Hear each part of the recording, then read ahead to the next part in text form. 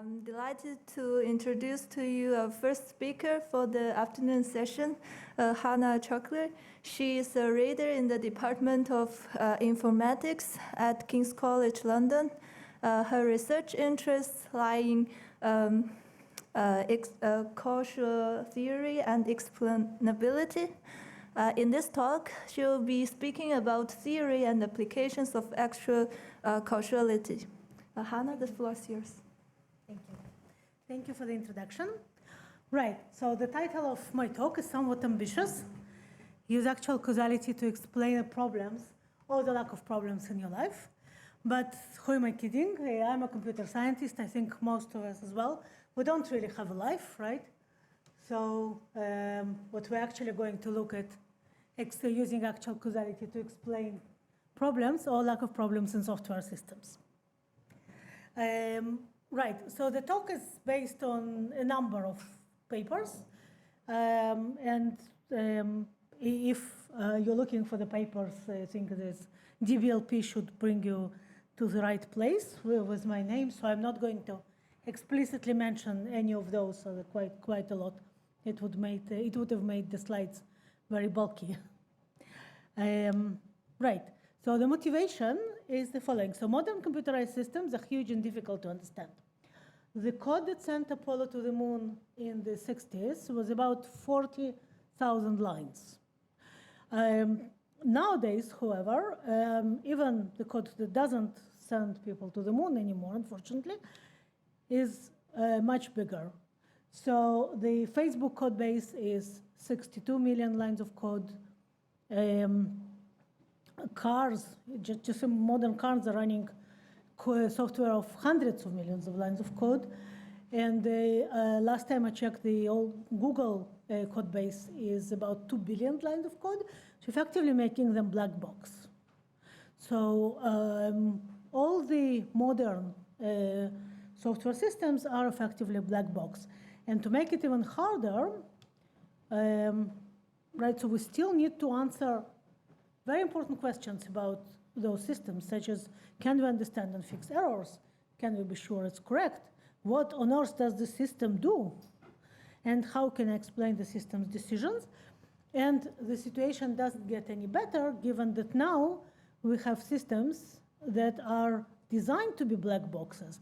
So not just became black boxes de facto because they were designed and developed for a very long time and now they're too big to understand, but sorry, they were designed to be black boxes and impossible to understand, such as the AI systems, the neural networks of various types.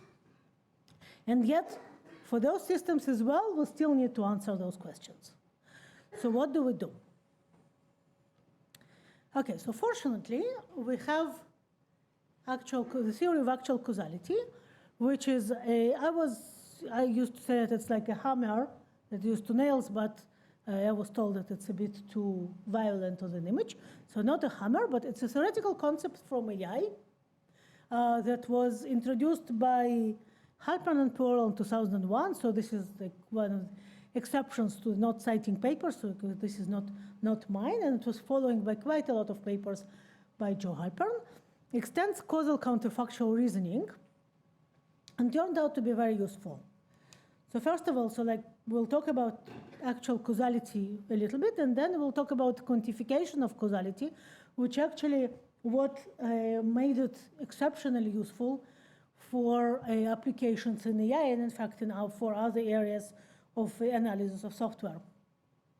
So the extension was the quantification of causality that essentially measured the amount of causal influence of different elements on the outcome. That was my paper with Joe Halpern, 2004. In fact, 2004 is the journal version. 2003 was the conference version. So since 2003, we're now over 20 years later. And the number of users or the usage of causality is only getting bigger and bigger.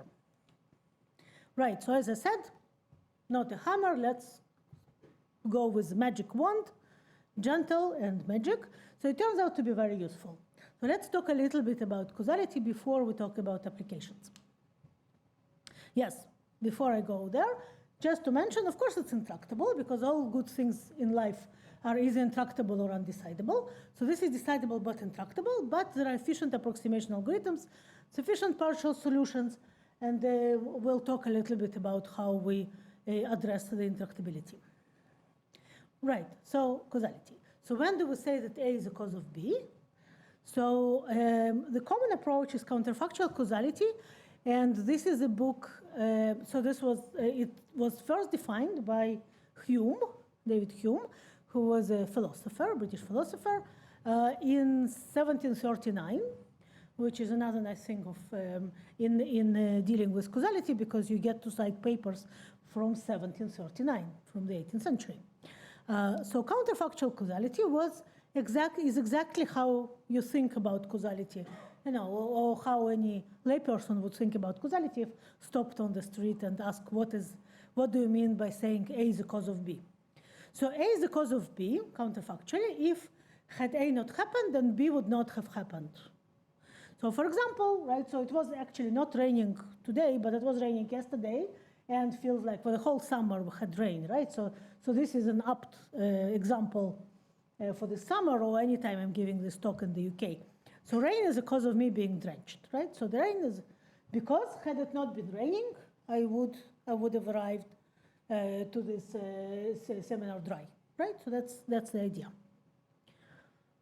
Okay, so in a little bit less hand-wavy way, still without any formulas, because I promise there are not going to be any formulas on my slide. We have a world in which A happened and then B happened. And if we imagine exactly the same world that differs from the original one only in that, oops, I think the pointer should work, yeah. Only that A doesn't happen, then B would not have happened. Okay? So that's counterfactual causality. So, okay, so why do we need additional theory? We have counterfactual causality. So unfortunately, it doesn't quite capture all complex situations that we actually need to capture if we want to make causality useful for the analysis of systems, right, for computer science. And in fact, for philosophy as well. So both Halpern and Pearl consider themselves philosophers, at least partly. Okay, so here's let me just quickly walk you through two of the examples of more complex situations that simple counterfactual causality doesn't capture. Right, so we remember this was the example from the previous slide. So now let's complicate the story a little bit and present you overdetermination. So what is overdetermination? We have two factors, right? So we have rain and we have a car. So it was raining when I left the house, and also a car passed me and splashed on me from a puddle. So is rain a cause of me being drenched, or is a car a cause of me being drenched? Right, so overdetermination, because two things happened, each of which would have been sufficient to get the outcome. Okay, so, oops, sorry. So why are we in trouble with counterfactual causality? Because this counterfactual reasoning doesn't work anymore. Had it not been raining, I would still have been was splashed by a car, and I would still be wet, right? I would still be drenched. And vice versa, had the car not been driving past me and splashing me from a puddle, the fact that it was raining would still cause me to arrive at the seminar drenched. Okay, so that's overdetermination. So counterfactual causality will not actually capture the fact that each of these events is a cause.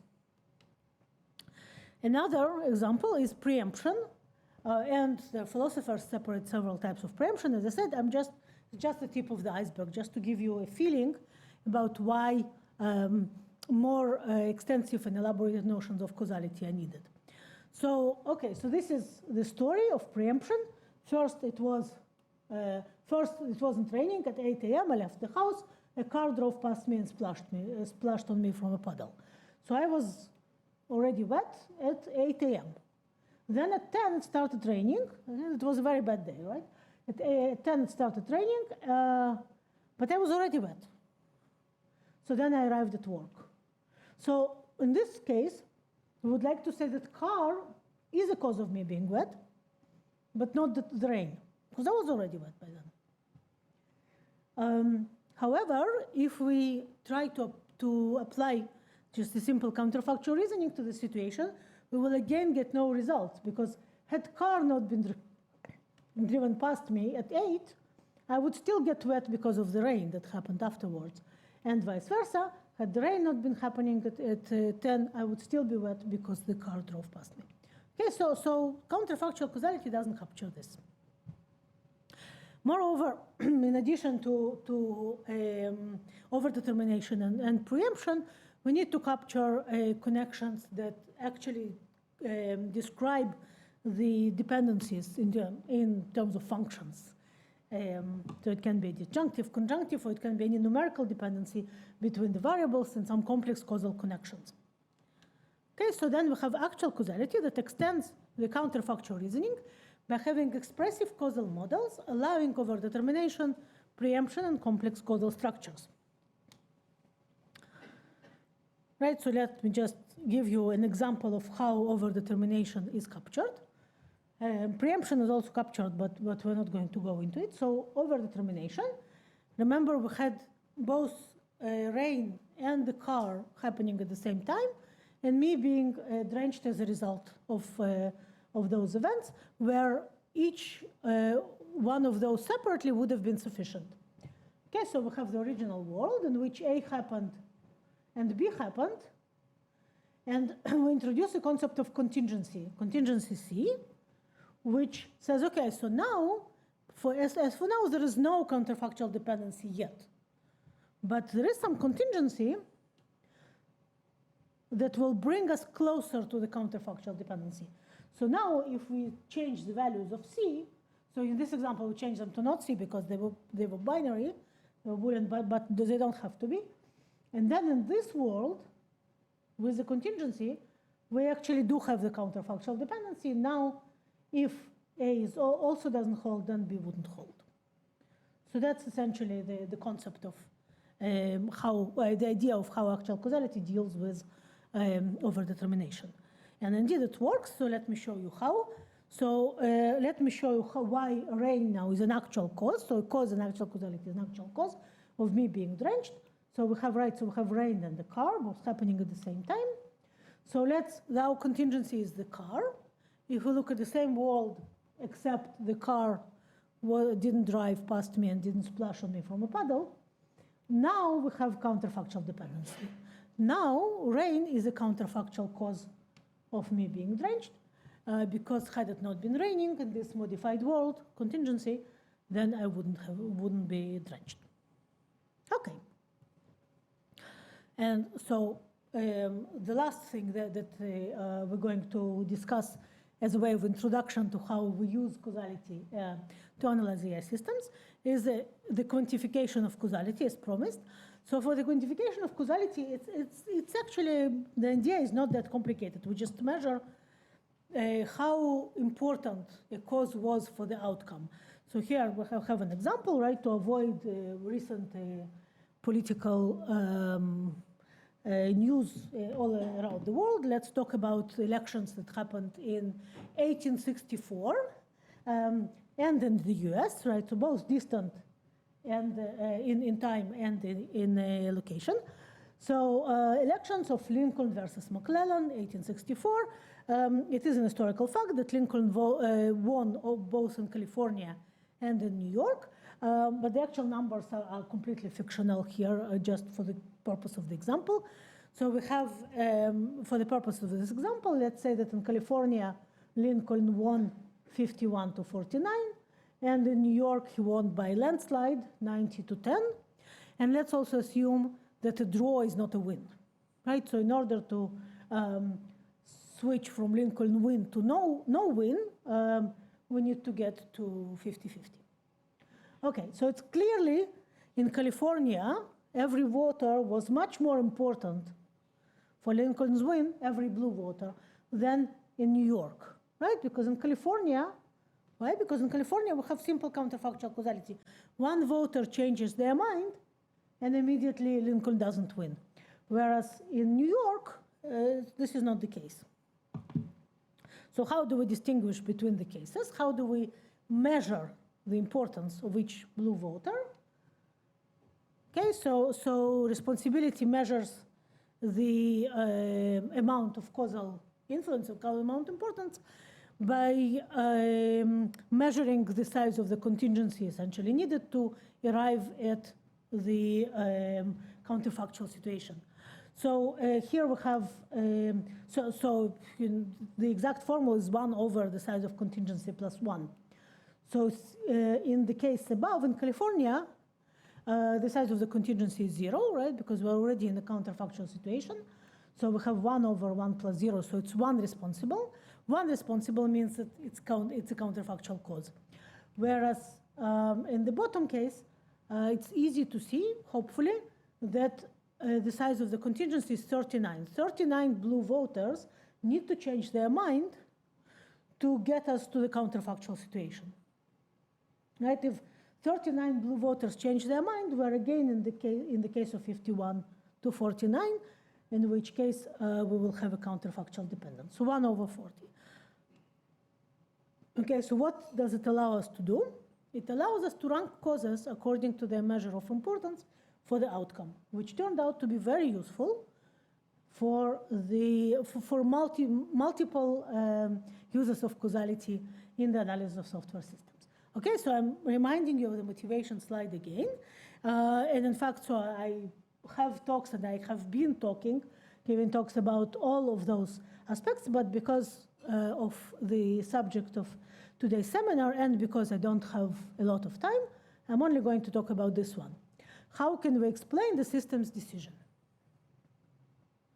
Okay, and in fact, I'm going to talk about AI systems. Right. Okay, so reasoning about black boxes. It's AI, but it's not that important because, again, so we treat the system as a black box. It's just because the most common application is about is on AI systems. Okay, so here we have a framework in which there are inputs, they're fed to the AI model, the neural network, and then we're getting outputs. So what can we say about the black box systems? How can we explain its outputs without opening the black box? Using actual causality, of course. Yeah? Okay, so here is the want again. So we modify the setup a little bit. So we assume, because otherwise we cannot say anything really.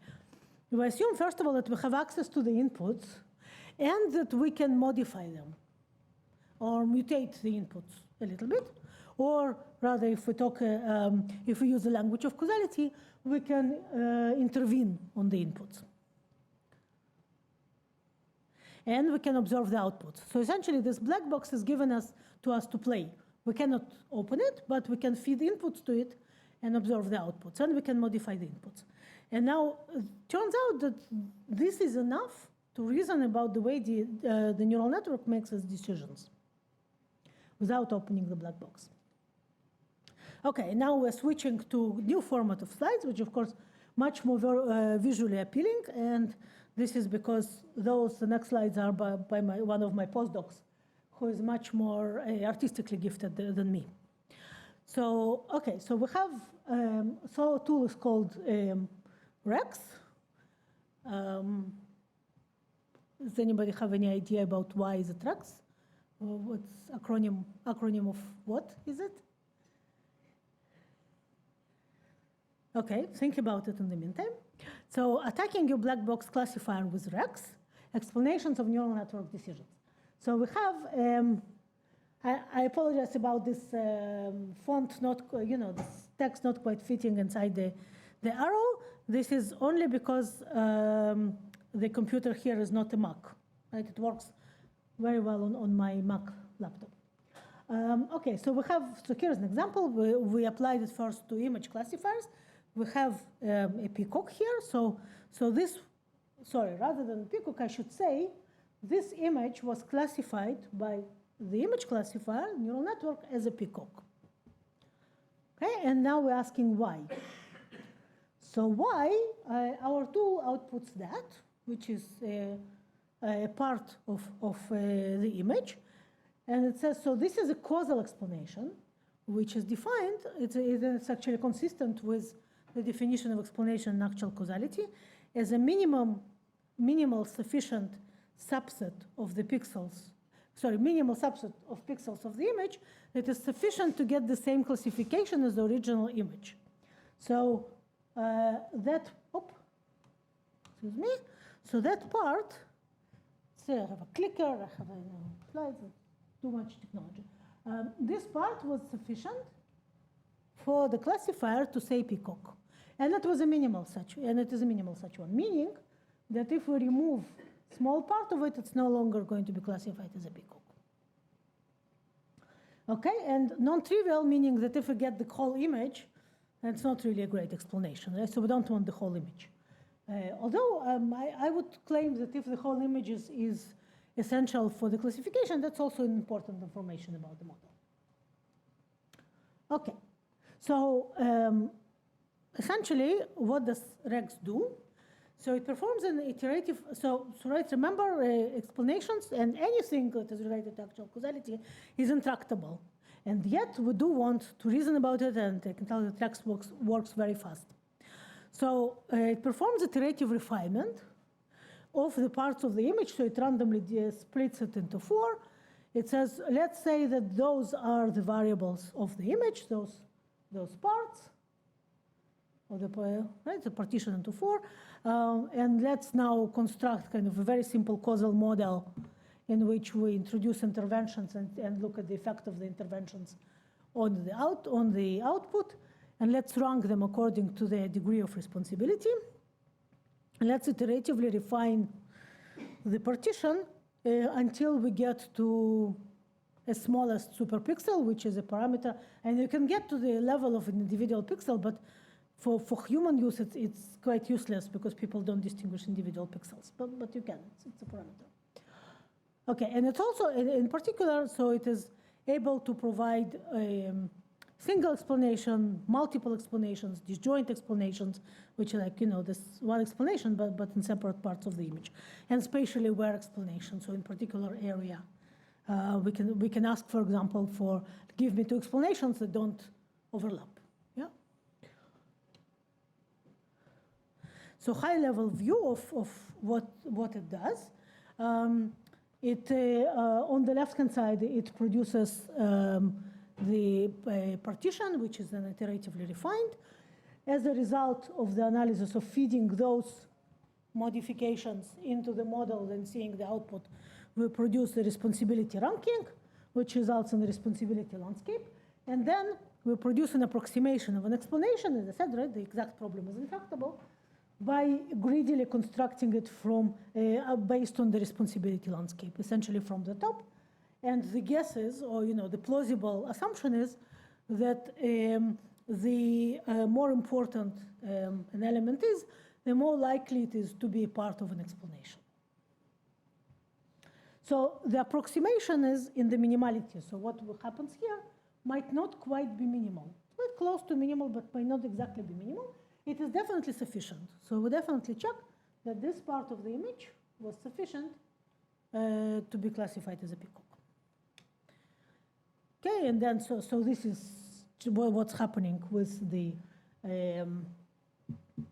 partition. So we start, right, this is one partition, and in it we discover that the top left, actually I'll point to this, top left part and bottom right part, let's say that they were absolutely not important for the classification, but you had to have both of those in order to decide that it's a peacock. One of them was not sufficient, and then you continue and you refine the ones with non-zero responsibility, essentially. And then you do another partition, and let's say, here it was a third, etc. So that's, and then we average over different partitions because this eliminates the dependence on random partitioning. Okay, and this is how the responsibility landscape looks like. So it's getting smoother and smoother, and more close to the correct distribution of responsibility. Okay, so that's one explanation for a peacock, as we said, extracted from this responsibility landscape. Let's see, this is like the highest one, the highest peak, most red one. But this is not the only explanation. So we can also extract multiple explanations based on similar algorithms, similar reasoning. Okay, and so why are multiple explanations interesting? So first of all, one is quite an arbitrary number. Like, why do you want one explanation, right? There might be several reasons of us as humans, that was a peacock because of its tail, but also because maybe of its shape of its neck and its head, etc. But also because there can be subtle errors in the models that can be discovered by looking at explanations. And the more explanations we give, the more likely we are to find these errors. So here, for example, so this is an image from ImageNet. So all images that we present here, images from standard benchmark set. And this image was classified by model as a racket, okay, tennis racket. So that's quite reasonable. I mean, there is a tennis racket in the image. And indeed, the first explanation, I hope you can see that it is a part of the racket. However, the second explanation for the racket is this, right? So it's part of the player's shorts.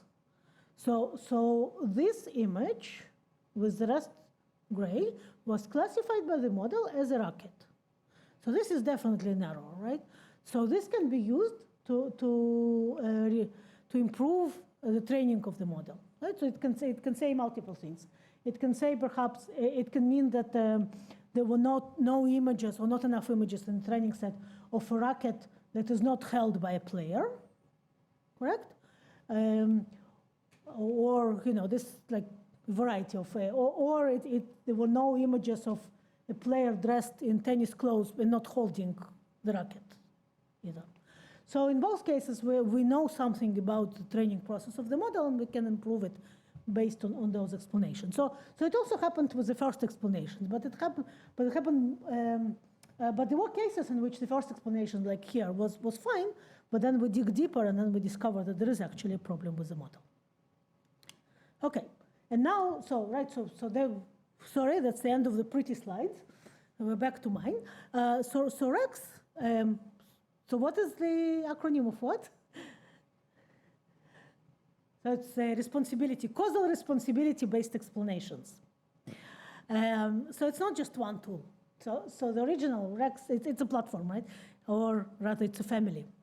So the original Rex produces one explanation.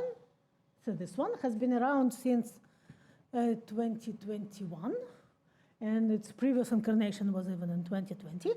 But now we have a family of dinosaurs to address different aspects of explainability.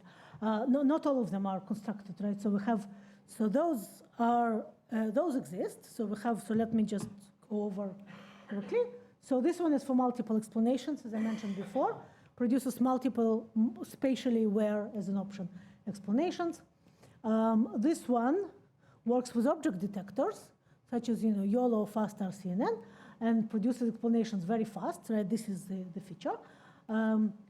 This one is Rex for medical images, so it works. We have quite an extensive collaboration with the Cancer Research Center, and we work on their data set of MRI images of suspected brain tumors.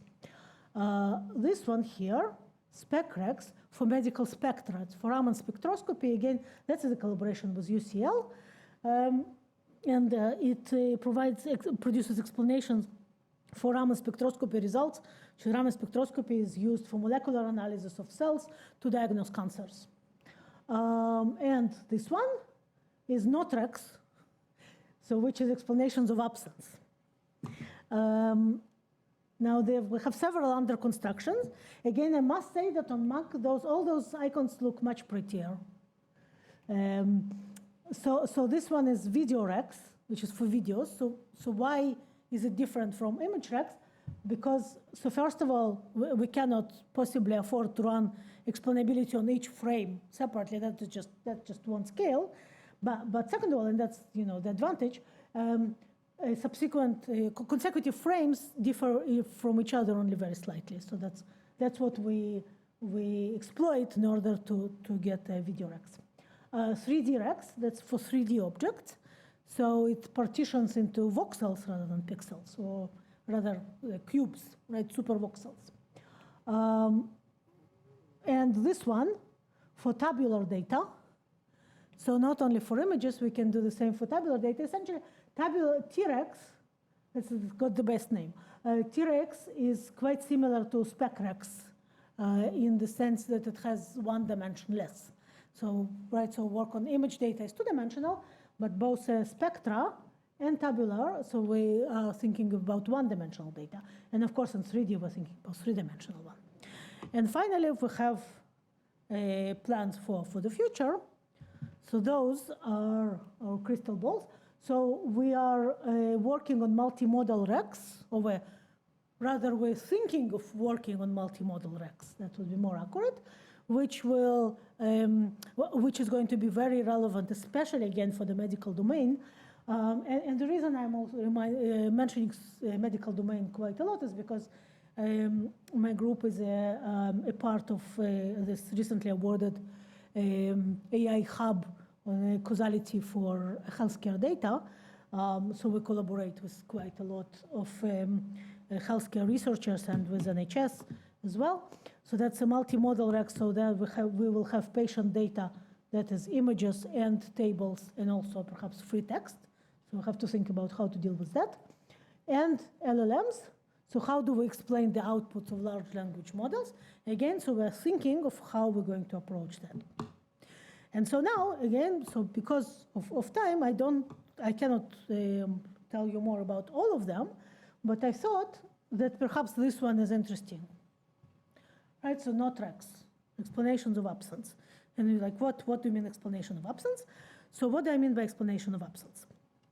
So how do you explain absence? Right, so this is a picture of a red panda, or rather this is an image that was classified by models, an image from ImageNet again, as a red panda. Okay, so how do we explain it? It was because of this part, and this is a part of the image that was sufficient for the classifier to say red panda. Okay, so that's fine, fair enough, that's easy to do. Okay, now, let's say that image, there is no panda, right? There's no panda in that image. Okay, so how do we explain that exactly? Yeah, so you see the problem, right? And if you think that I just invented the problem on the spot because we had a cool algorithm, so no, well, we did have a cool algorithm, but it was not the main reason, or rather, this is not the reason that we would write in a paper. It is very important for medical classifiers. So in medical classifiers, so consider, so we have here two images from the, from the FLAIR dataset, which is a dataset of MRI slices, images taken from suspected patients with suspected low-grade glioma. And as you can see, they were annotated, the training set, they were annotated with masks that provide like white spots where the tumor is. Right, so that in the training set, we know exactly where the tumor is. And this was done manually by experts, so they are very precise. Okay, so we had those slices, and we had those slices in which there is no tumor. So the mask is completely black. So, okay. So when given to a good model, a good accurate model, on this image, it will say low-grade glioma. And on this image, it will say no tumor, which means healthy. And those classifiers are used quite extensively in diagnostics. So definitely in many locations and hospitals, when a patient is sent to an MRI, the MRI first is sent to an AI tool that will output whether they have a tumor or they don't have a tumor, and this will affect the triage, right? This is the initial triage. Okay, so explanations of absence then are very important. So why does the model say there's no tumor? Right? Because we don't want to miss a tumor if the model said there's no tumor and it just overlooked it. And it's also extremely important for incorrect diagnosis. So all MRIs, eventually they go to a radiologist who will look at it again and then will say, well, actually, I think there is a tumor here somewhere. I don't know, I'm not a medical professional, I'm a computer scientist. But let's say I think there is a tumor somewhere here. So there should be a dialogue with the model. So why did model think there is no tumor? Because imagine this would usually happen had there been a clinician and not an AI model. So, right, the clinician would say, this is a healthy brain. The radiologist would say, but I think there is a tumor here. Clinician say, well, no, there is no tumor because, right, so how do we explain it? And finally, yes, so we explain, right, so the tumor, Rex explains it by highlighting the tumor. And again, here we don't, right, so how do we explain the absence? And finally, so this is the Tesla crash that it cannot play. That doesn't have flash, sorry. It does play on Mac. Is there any way we can play the video? No? Okay, so you can actually look at Tesla crash on YouTube. What happened is that, so it was a couple of years ago, maybe 3 years ago. So what happened is that there was an overturned lorry on the motorway, and a Tesla was driving, self-driving towards it, and actually sped up, approaching this overturned lorry, and it only started braking like 30 seconds before the crash, which was way too late. So the Tesla never released the explanation of why, or the official story of why this happened, but the popular belief, or the common belief, is that if you think of the white overturned lorry, it actually looked like a white rectangle, and it didn't match any of the objects that it expects to see on the motorway, so it just thought that there is nothing there, right? So it would have been very helpful to get an explanation of absence and to understand why Tesla thought there is nothing there. Okay, so explanations of absence, hopefully I convinced you that they're very, very important. And now, so explanation of absence in images. So it is based on the definition of explanation actual causality, and we actually discuss it. So we have the variant of absence, we have it analyzed in a recent paper. I think that's the last one that we had accepted. So how do we do that?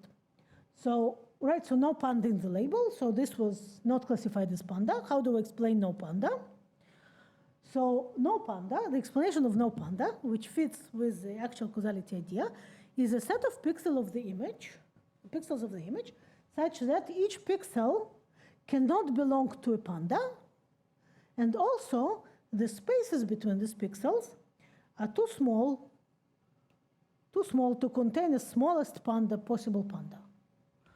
Okay, so that's right, so panda won't fit here. Okay, so here, fortunately, the image itself is in shades of blue, and panda is black and white, right? So it's easy to see that everyone of those. So the explanation is the set of those circles. So, right, so first of all, so what have we done here? So first of all, it can be any set of pixels of the image that satisfies these conditions. But in particular, it can be a grid. So this is one possible explanation of absence of pandas. Here is a grid, that every element of the grid, which is in our case a superpixel, I kind of enlarge it, right? Otherwise, wouldn't be able to see a single pixel. Each element here, it cannot be a part of the panda, and you cannot fit a panda in between them. Okay, that's explanation of absence. Okay, so again, this is a bit of silly example. Why would you explain why there is no panda? But in medical images, this is a healthy brain. Okay, so we say this is healthy because, okay, so it supports the dialogue between the medical professional and can focus on particular suspicious areas of the image. So we can start with a full grid, but then the medical professional will say, but I'm actually especially concerned about this area. Why is there no tumor here? It looks bad, it looks suspicious.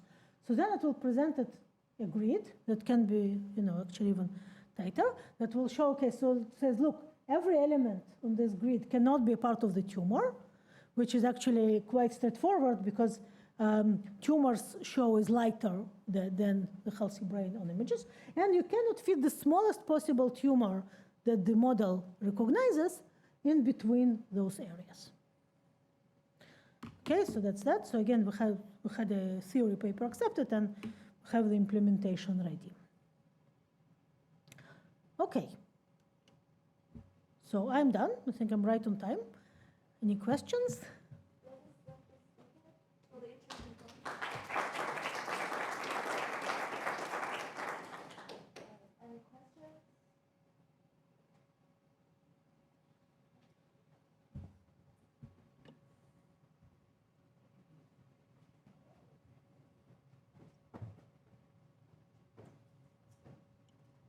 Hi, thanks for the talk. I had a question about sort of how this, like how Rex in particular relates to what exists in sort of explainability, AI explainability space, like, I don't know if you like SHAP or LIME, these other methods.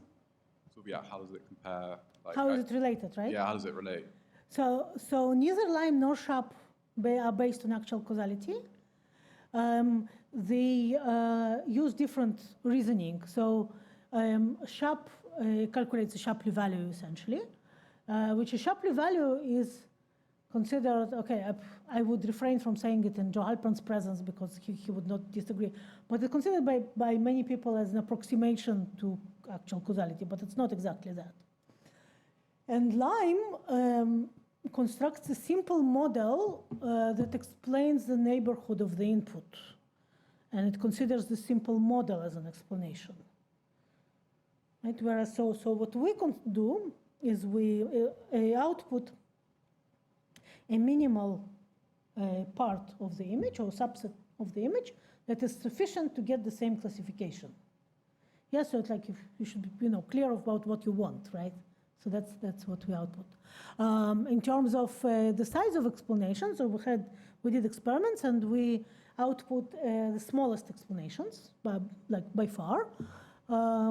And also, so we are much faster than SHAP, but that's not not a big deal because SHAP is quite slow. And for LIME, it depends. So LIME relies very heavily on the segmentation algorithm. So it depends on the speed of the segmentation algorithm, essentially. If the segmentation algorithm is not that great, then LIME is going to be slow, right? So that's, I don't know if it's like too long or too extensive. No, thanks. That's great.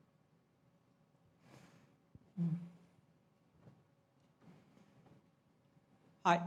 So I'm curious if there's been like a kind of human study to ask how radiologists actually explain, especially kind of non-trivial. I mean, like this I'm much less familiar with, but like I imagine for just normal images, like if you ask me, is this an image by like a picture done by Picasso or something? I probably won't give you like a part of the picture. I'll give you some maybe like example. This looks like this other painting by Picasso, or like the strokes kind of look cubist or something. So like. Yeah. So you're asking whether those are conform to human explanations, right? So for radiology specifically, I can actually give you the answer because those masks is that human they were manually constructed. So humans here constructed the ground truth of what they want to see as an explanation of glioma, right?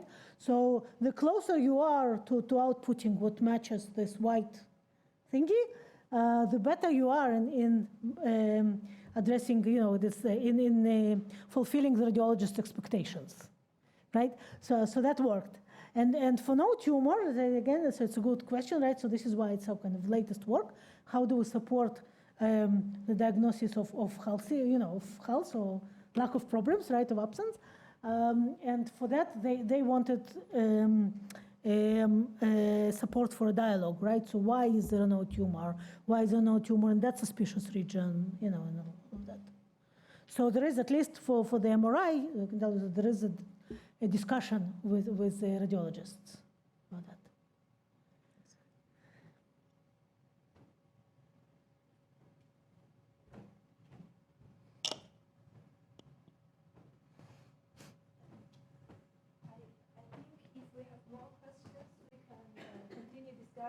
Later in the coffee break. Let's thank Hana again for the great talk. Thank you.